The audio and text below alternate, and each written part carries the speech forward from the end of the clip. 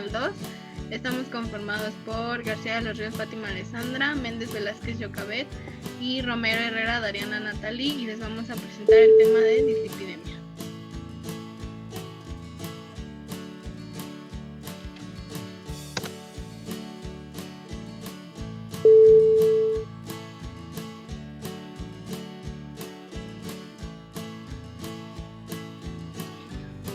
Como definición por parte de la Guía Práctica de Clínica, tenemos que la dislipidemia es un conjunto de enfermedades con concentraciones abnormales de colesterol, triglicéridos, HDL, LDL en sangre y que participa como factores de riesgo para una enfermedad cardiovascular.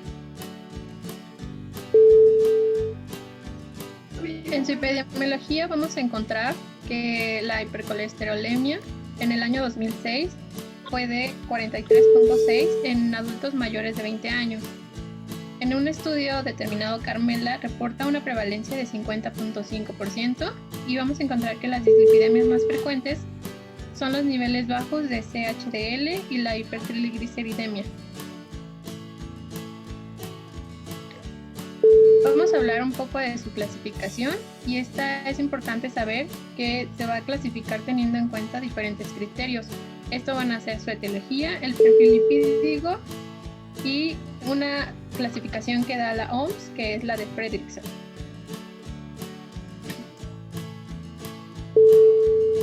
De acuerdo a la etiología vamos a tener la primaria, que también va a ser llamada genética, o la secundaria. La primaria o genética va a tener predominantemente un patrón de herencia dominante. Este se va a caracterizar principalmente por niveles mayores de 300 miligramos sobre decilitro del CT, o clínicamente por el arco corneal y santomas en tendones.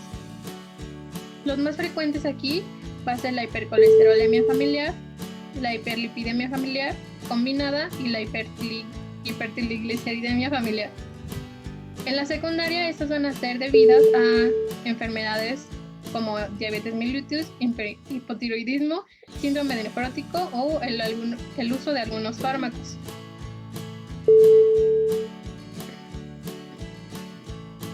Bueno, de acuerdo al perfil lipídico vamos a tener 4 subclasificaciones. Estas van a ser la hipercolesterolemia aislada, que se va a deber a un aumento del colesterol total, que va a deberse a expensas del colesterol por las lipoproteínas de baja densidad. Vamos a tener también la hipertrigliceridemia aislada, que esta se va a deber a un aumento de los triglicéridos de origen endógeno, y del exógeno vamos a tener los kilomicrones. En la hiperlipidemia mixta tendremos que es por el aumento del colesterol total y los triglicéridos, y la hipoalfa-lipoproteinemia va a ser por la disminución del colesterol de las lipoproteínas de alta densidad. La última clasificación, que es la de Fredrickson, que la da la OMS. En esta vamos a encontrar 5 tipos, donde el segundo tipo va a tener 2 subclasificaciones. Vamos a encontrar que en esta clasificación es importante saber qué lípidos están elevados y qué lipoproteínas. En el tipo 1 vamos a encontrar triglicéridos y los kilomicrones. En el 2A, colesterol y LDL. En el tipo 2B, triglicéridos y colesterol, y LDL con VLDL. En el tipo 3, colesterol y triglicéridos, residuos de kilomicrones y VLDL. En el tipo 4, triglicéridos y VLDL, y en el tipo 5, triglicéridos, colesterol, VLDL y kilomicrones. Dentro de los factores de riesgo se encuentran hombres de más de 40 años, mujeres de más de 50 años, mujeres en edad menopáusica, personas con diabetes, hipertensión o con un consumo crónico de tabaco, personas obesas con historia familiar de enfermedad vascular temprana o aterosclerosis. Los factores de riesgo más importantes van a ser la obesidad, la historia familiar de enfermedad vascular temprana y la aterosclerosis.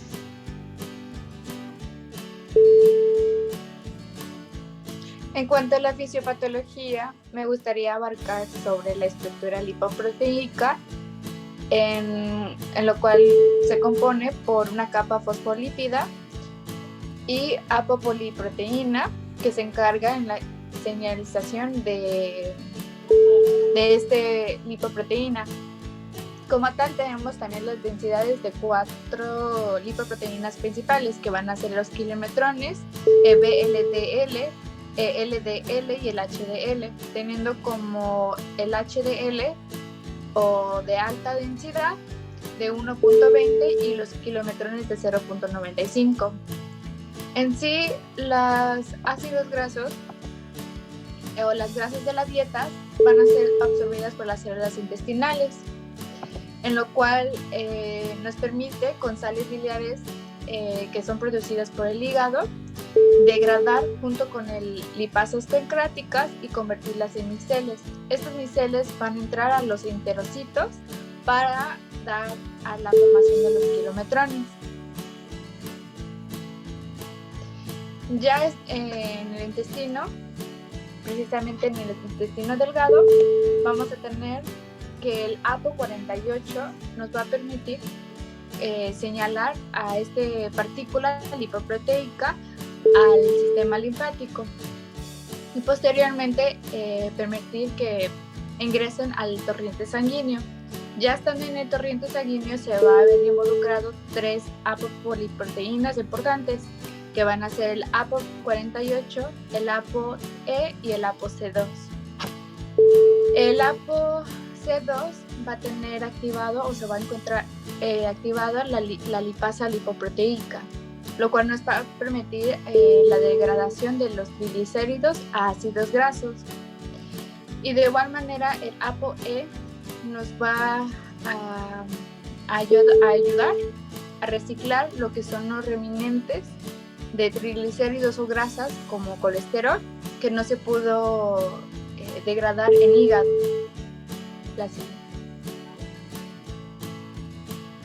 En sí tengo una mnemotécnica que nos va a orientar en cuanto a sus clasificaciones, etiología y lo que nos va a producir en los pacientes. Va a ser 1-LP, 2-LD, B suma B, 3 es igual a E y 4 recibe más. En cuanto a 1-LP se refiere a la déficit de la LPL o la déficit de ApoC2.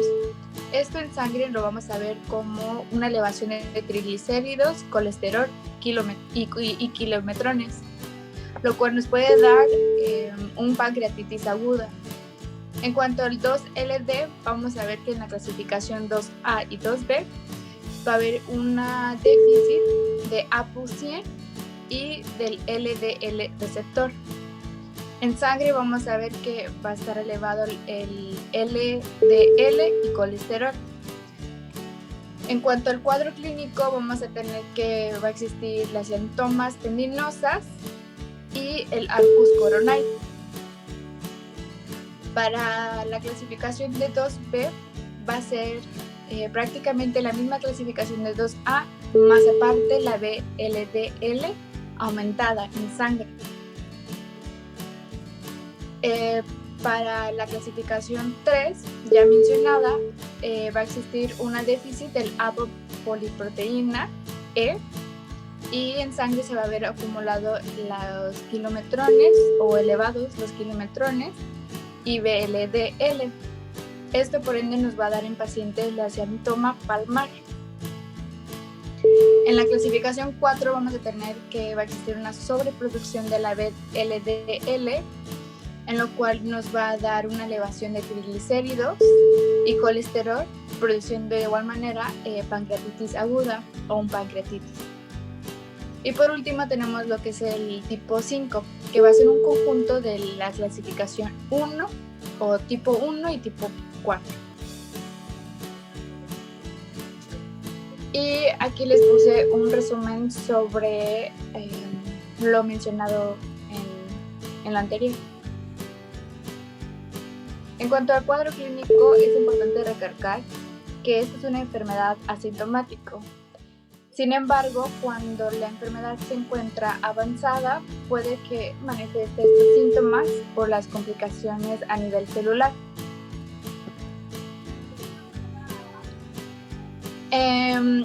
Como ya mencionamos, se puede presentar síntomas tendinosos en los pacientes. Se puede presentar el arcus coronae, que es un anillo blanquecina alrededor de la córnea. Dolor abdominal, precisamente por la pancreatitis aguda. Y las centesemas, que se pueden encontrar a nivel de la periferia de los ojos. En los artículos también encontramos que se podrían asociar los soplos arteriales en adultos jóvenes. Como complicaciones graves se puede involucrar lo que es el pancreatitis aguda, enfermedades coronarias, dando anginas o acompañándose con disnea. De igual manera se puede asociar con infartos cerebrales.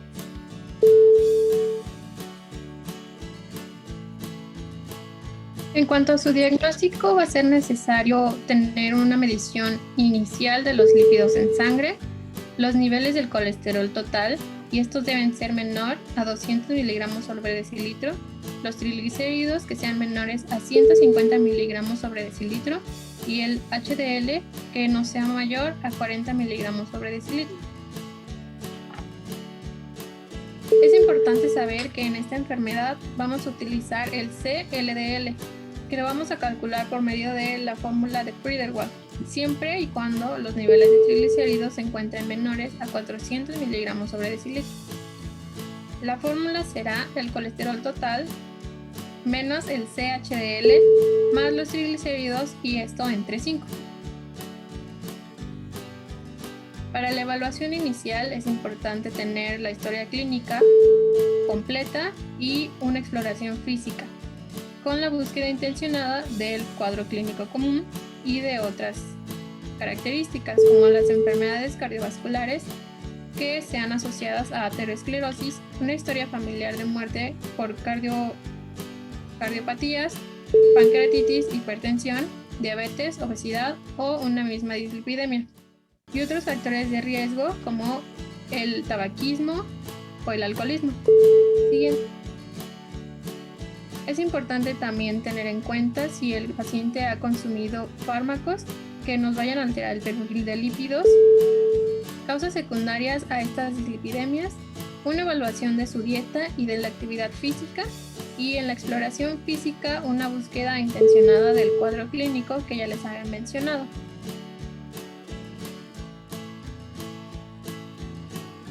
Vamos a tener criterios para una sospecha de hipercolesterolemia familiar. En este vamos a encontrar niveles de CLDL que sean mayores a 190 miligramos sobre decilitro, una presencia de enfermedad coronaria prematura en un hombre menor de 55 años o en una mujer menor de 65 años, niveles de CLDL sin tratamiento que vayan de 250 en adultos de 30 años o más, 220 en adultos de 20 a 29 años o 190 en personas menores de 20 años. La presencia de santomas o un familiar de primer grado y una historia familiar de niveles altos de colesterol. Aquí vamos a tener la presencia de los santomas tendinosos, que va a ser la imagen A, el arcus coronae, que está alrededor del iris en la letra B, el santelasma, que es la letra C, y el santoma tuberoso, que es la letra D.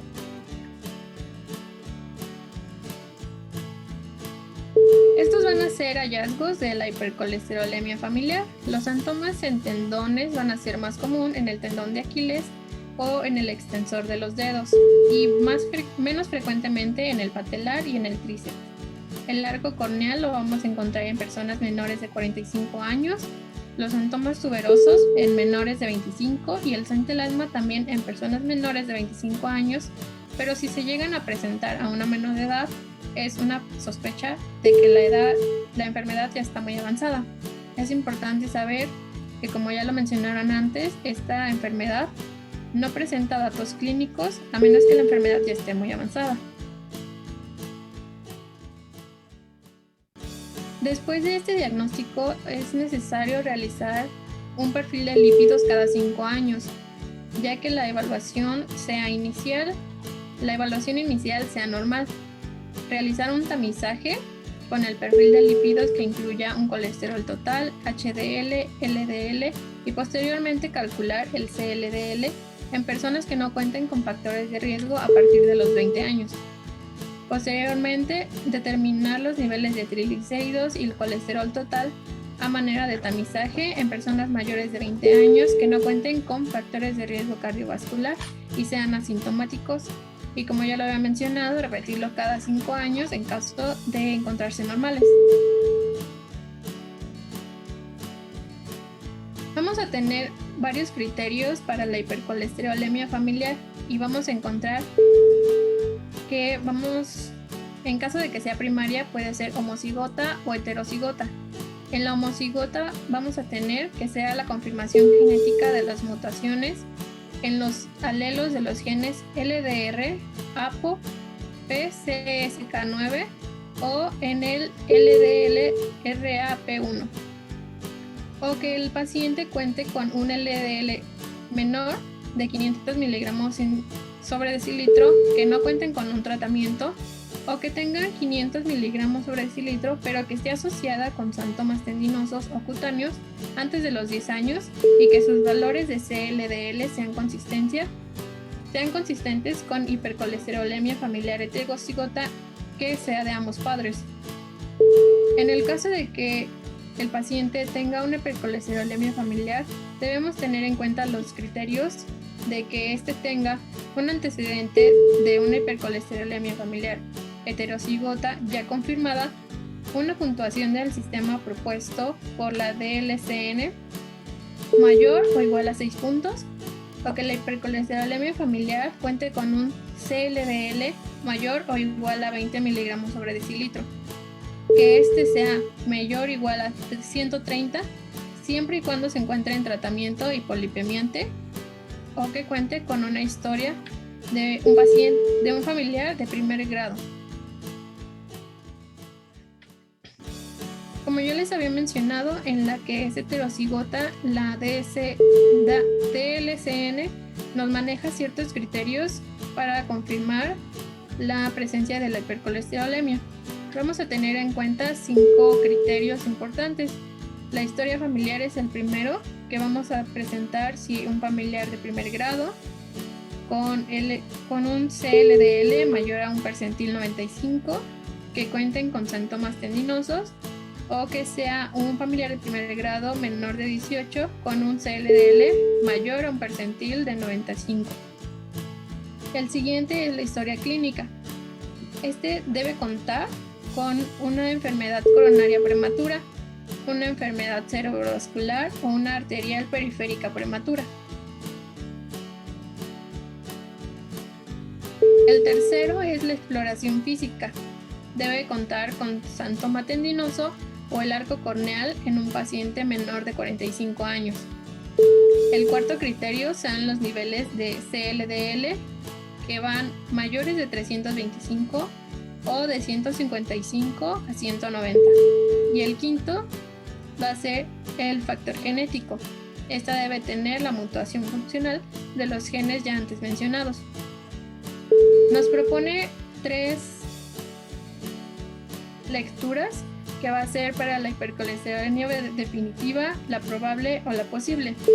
En la definitiva debe contar con un puntaje mayor a 8, en la probable va a ser de 6 a 8 puntos y en la posible de 3 a 5. Es importante también que el paciente cuente con una evaluación de riesgo a enfermedades cardiovasculares, y esto lo vamos a medir de acuerdo a la escala Globoris, que vamos a tener 4, moderado y bajo. En el muy alto vamos a tener varios criterios, como que el paciente cuente con una enfermedad cardiovascular, un antecedente de infarto al miocardio o eventos vasculares cerebrales isquémicos, que cuente con enfermedades como diabetes tipo 1 o 2, una disminución de la tasa de filtración glomerular o que ya esté calculado un riesgo mayor de 10% en 10 años.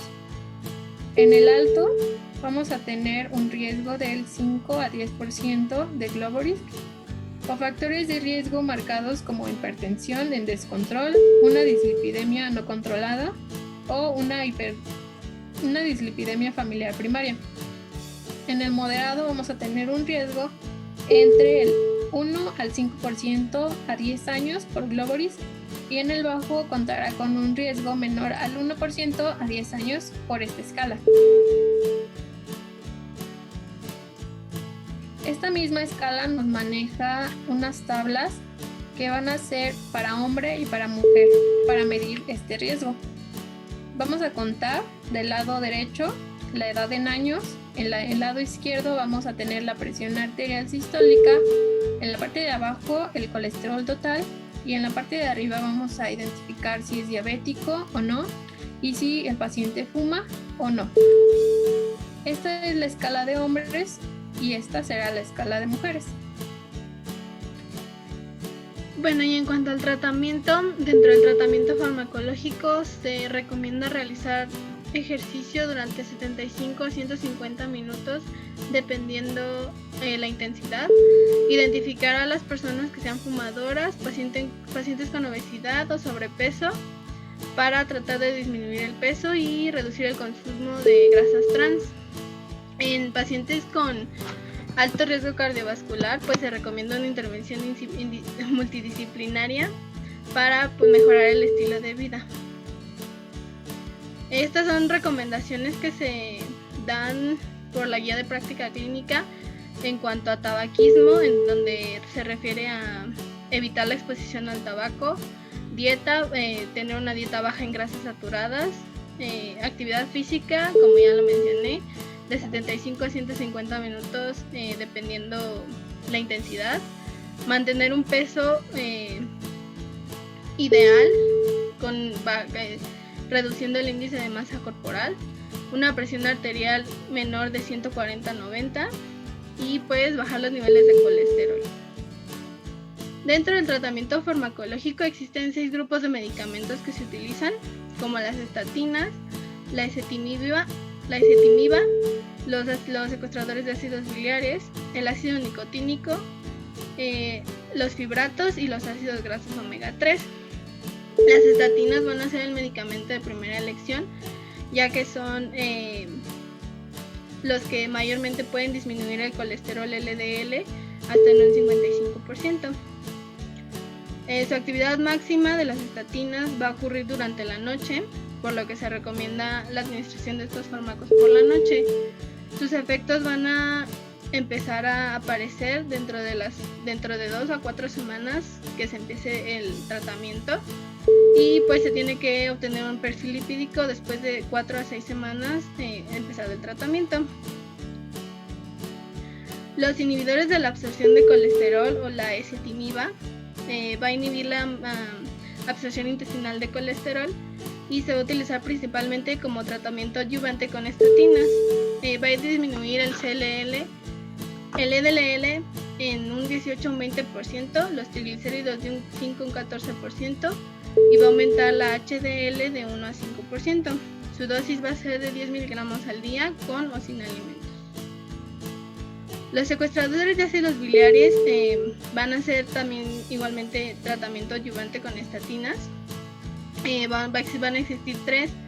La colestiramina, que se inicia con una dosis de 4 a 8 gramos al día y se puede incrementar de 12 a 24 gramos al día progresivamente de 2 a 3 veces al día.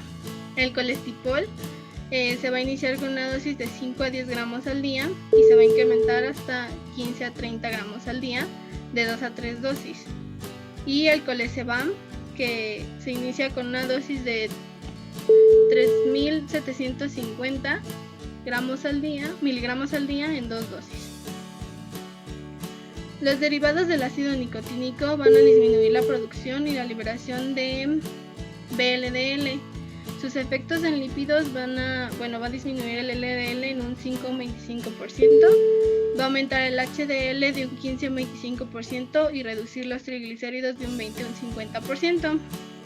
Se va a administrar igualmente por la noche con una dosis óptima de 2 gramos diarios. Se inicia con 500 miligramos o 1 gramo al acostarse después de un refrigerio de bajo en grasa, y se puede ajustar de 1 gramo a 2 gramos progresivamente de 4 a 16 semanas.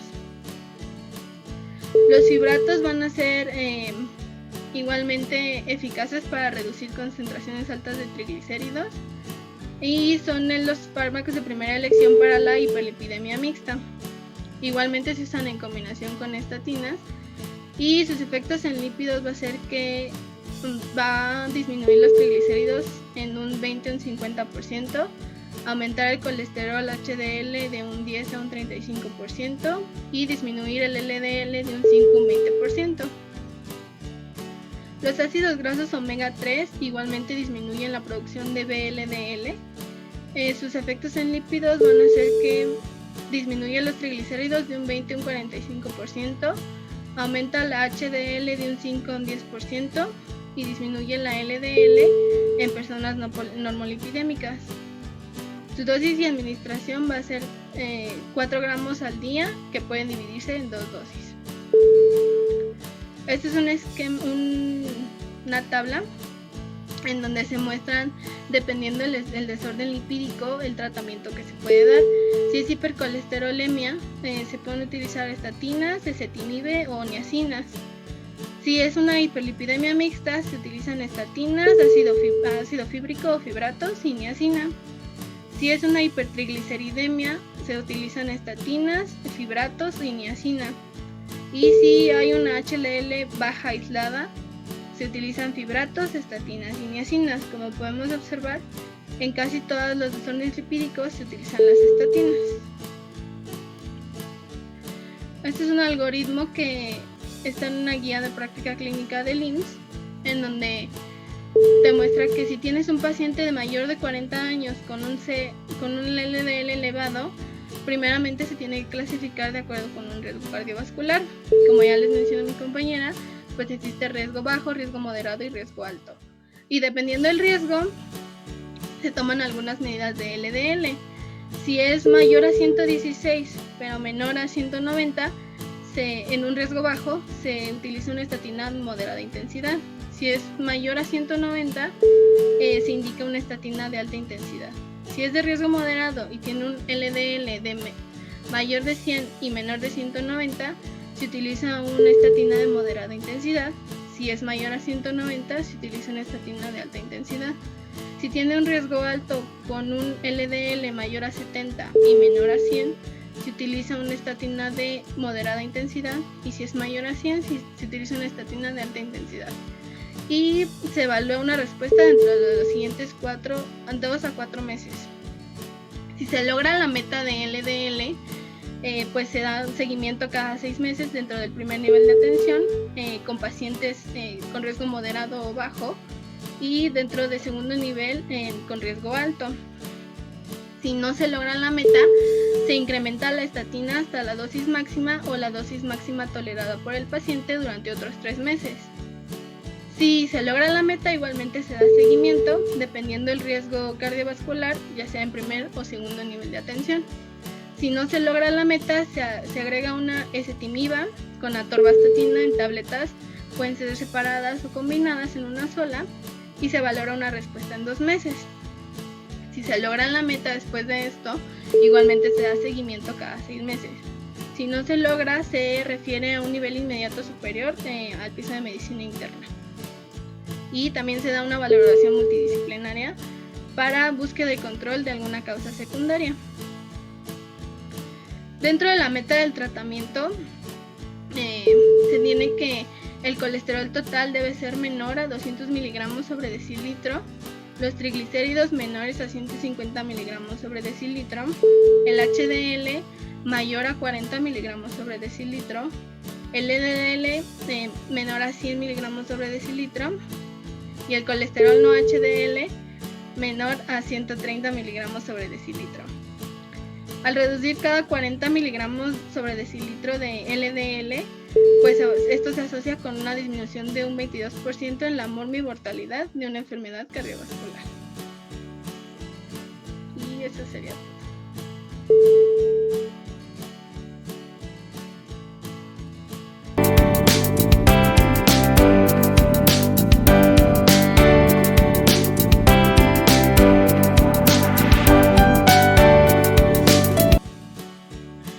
Bueno, buen día. Nosotros somos el equipo H del grupo 1605 de Clínica Integral 2 y les vamos a presentar el tema de hiperuricemia o gota.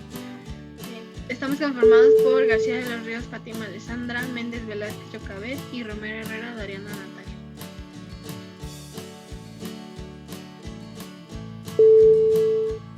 Tenemos como definición por parte de la guía práctica de clínica que se define como la concentración sérica del ácido úrico mayor a 6.8 miligramos por decilitro. Cuando esta concentración disminuye la solubilidad del ácido úrico en los fluidos orgánicos, por lo que nos permite la formación de depósitos. Esta es una enfermedad debido al depósito de cristales de urato monosódico o ácido úrico en las articulaciones o otros tejidos como el periauricular.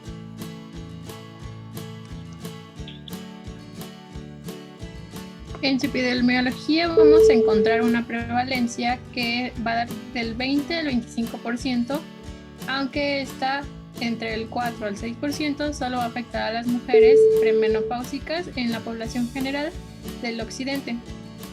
Esto va a afectar casi a una cuarta parte de toda la población, con predominancia en los varones de 3 a 4 veces mayor. Dentro de su etiología tenemos dos principales, la primera es por un aumento de la producción de ácido úrico. Se va a observar principalmente en personas obesas que consumen grandes cantidades de proteínas o de alcohol, personas con síndromes mieloproliferativos y síndromes linfoproliferativos, psoriasis y enfermedades como la de Payet, y en pérdida brusca o importante de masa muscular. La segunda causa más grande es por una disminución de la eliminación de ácido úrico en la orina.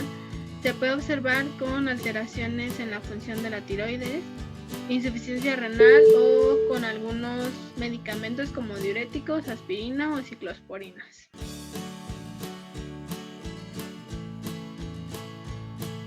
Vamos a tener dos clasificaciones. La primera va a ser la primaria y en esta vamos a encontrar enfermedades de carácter genético o cuando no se identifica una causa que vaya a explicar el aumento de la concentración de los uratos, y esto va a ocurrir en más del 90% de los casos. La segunda clasificación es la secundaria y esto va a ser debido a la alteración del metabolismo de las purinas que en un contexto con la otra entidad clínica va a explicar la hiperuricemia. En estas se van a destacar enfermedades hematológicas o neoplásicas, psoriasis, una sobreingestión de las mismas purinas, un aumento del catabolismo o disminución de una síntesis de ATP y la administración de fármacos como salicilatos en dosis bajas o citostásticos.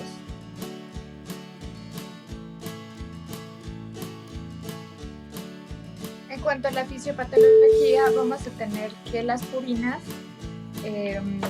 van a formar parte de los ácidos nucleicos. Cuando el ácido nucleico crea una descomposición de las purinas, provoca o se compone el ácido úrico. El ácido úrico tiene una limitación de solubilidad. En cuanto a la hiperuricemia, pues se encuentra con esta solubilidad de mayor a 6.8. De igual manera, cuando el pH se encuentra en 7.4, pues el ácido ureico pierde un ion de urato para que posteriormente se une con el sodio formando los cristales de urato monosódico.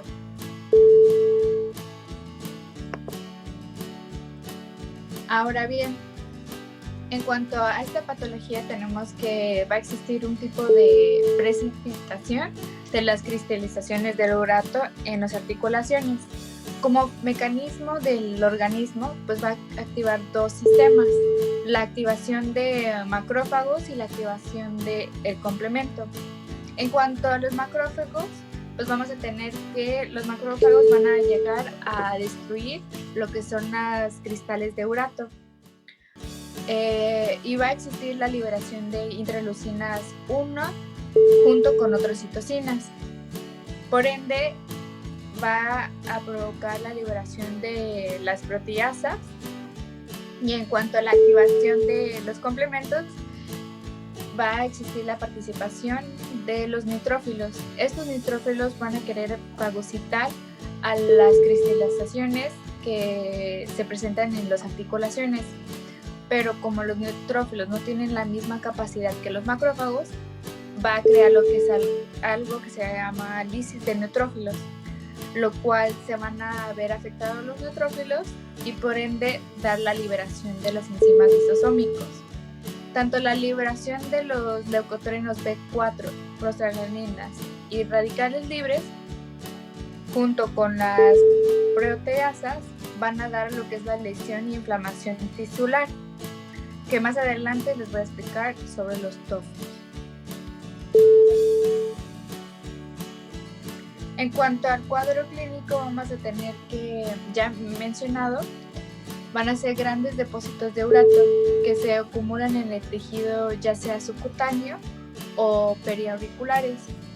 Estos depósitos están mezclados con una matriz proteica que contiene inmunoglobulina y puede estar rodeados por fibrosis o células inflamatorias.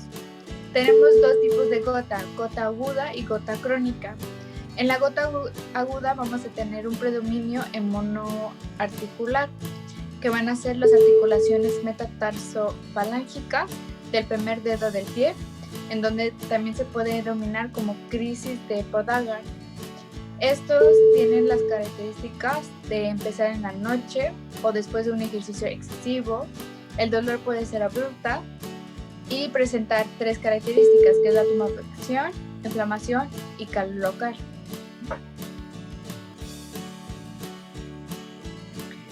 En cuanto a la fase crónica, puede existir la presencia de TOFOS o depósitos de cristalizaciones del urato en tejido. Estos usualmente son nódulos indoloros con una consistencia dura y, como ya habíamos mencionado, pues son manifestaciones tardía de esta enfermedad. De igual manera, los pacientes pueden presentar síntomas sistemáticos como fiebre, leucocitosis, aumento de BCG y malestar general.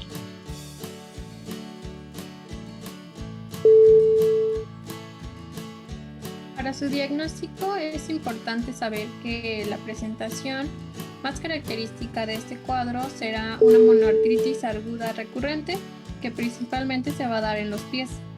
Los TOFOS se van a aparecer muy tardíamente en la evolución de esta enfermedad y la presencia de TOFOS y el podagra tienen un alto valor clínico para la detección de esta enfermedad.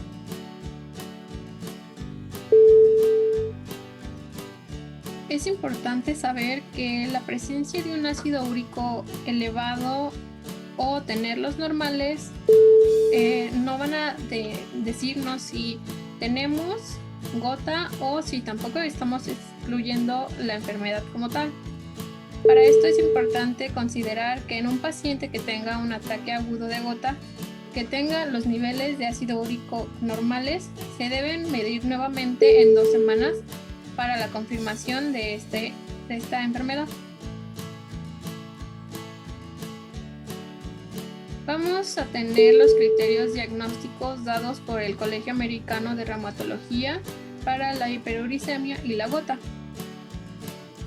Vamos a encontrar que el paciente debe contar con los cristales de urato monosódico en el líquido articular, que tenga ya la presencia de un TOFO y que sea confirmado mediante un análisis químico o por microscopía, que de 6 o más de 12 características clínicas, ya sea de laboratorio, radiológicas, que se van a mencionar, como un ataque de artritis aguda, la inflamación máxima que sea en un día, un ataque de monoartritis, el enrojecimiento en las articulaciones, el dolor e inflamación, el ataque unilateral en la primera articulación metatarsofalágica, un ataque unilateral en la articulación tarsal, la presencia o la sospecha de un TOFO que ya cuente con hiperuricemia, una inflamación en la articulación como en imágenes radiológicas,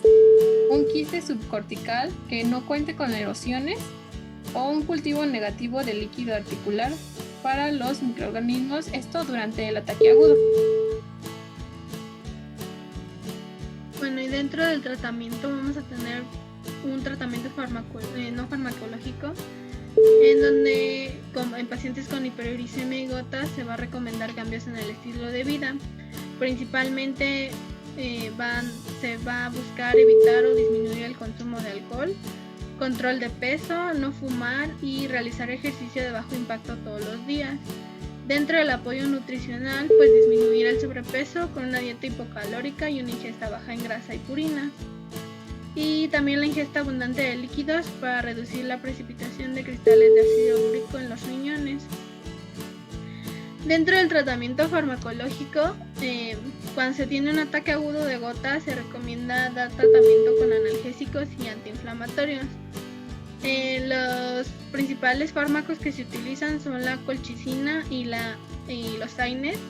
Esto es el tratamiento de primera elección.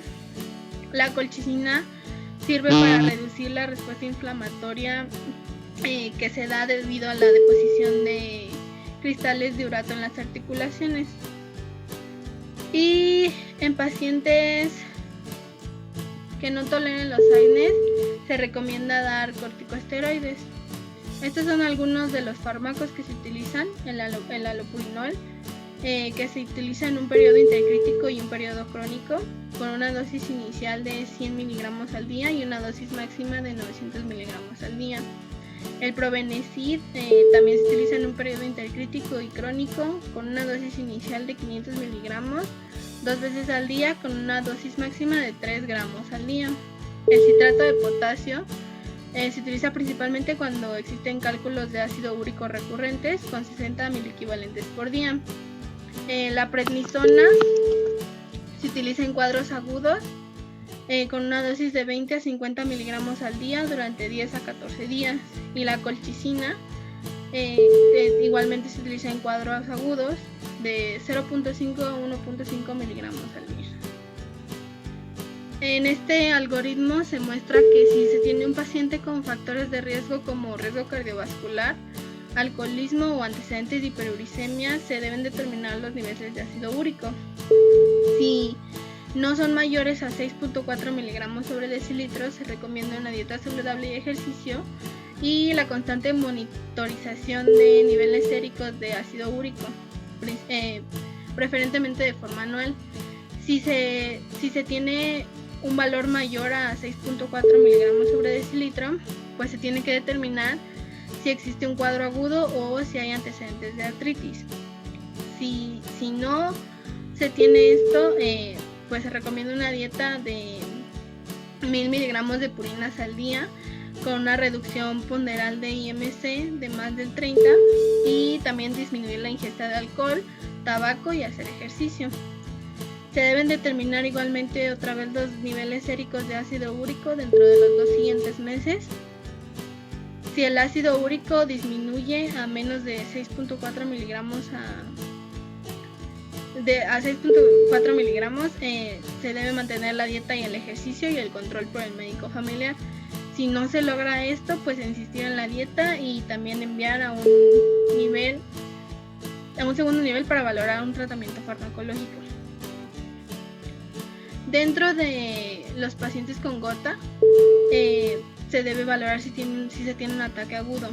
Si sí se tiene, pues buscar un antecedente de insuficiencia renal o de úlcera péptica. Si este no se encuentra, pues se da tratamiento con AINES y con colchicina. Si sí se tiene, pues un tratamiento con esteroides sistémicos o colchicina. Si no se tiene un ataque agudo, se tiene que investigar la función renal, sobre todo la creatinina sérica, la depuración de creatinina y la determinación de ácido úrico en orina en 24 horas. También buscar antecedentes de ataques previos, evidencia de erosiones articulares, presencia de tofos o delitos. Si amerita tratamiento, se debe iniciar con allopurinol de acuerdo a la función renal y se debe ajustar la dosis cada 2 a 4 semanas hasta disminuir el ácido úrico a menos de 6.8 miligramos. Del allopurinol se da una dosis máxima de 900 miligramos al día y también se da profilaxis con colchicina de 0.5 miligramos al día como dosis inicial. Si no amerita tratamiento, pues igualmente control de factores de riesgo modificables como pues la obesidad, la ingesta de alcohol, de tabaco y modificaciones en la dieta. Y eso sería.